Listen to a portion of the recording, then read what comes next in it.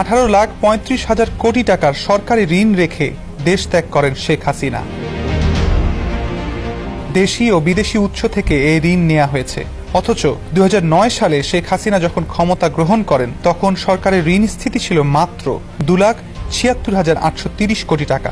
সে হিসাবে আওয়ামী লীগের 10 দশকের শাসনামলেই সরকারের ঋণ স্থিতি 15,58,206 কোটি টাকা বেড়েছে, যা সরকারের মোট ঋণের প্রায় 85%। অর্থ মন্ত্রণালয়ের তথ্যে গত 1.5 দশকে সরকারের অস্বাভাবিক ঋণ বৃদ্ধির এ চিত্র উঠে এসেছে। ঘোষিত বাজেটে সরকারের পরিচালন ব্যয় মেটানো ও উন্নয়ন কর্মকাণ্ডের কথা বলে দেশি বিদেশি উৎস থেকে এই ঋণ নেওয়া হয়েছে। যদিও শেখ হাসিনা সরকারের বিরুদ্ধে সীমাহীন অনিয়ম দুর্নীতির অভিযোগ রয়েছে। এ সময় লুটের শিকার হয়েছে দেশের ব্যাংক খাত, লুণ্ঠিত এসব অর্থ পাচার হয়েছে ইউরোপ, আমেরিকা সহ বিভিন্ন দেশে।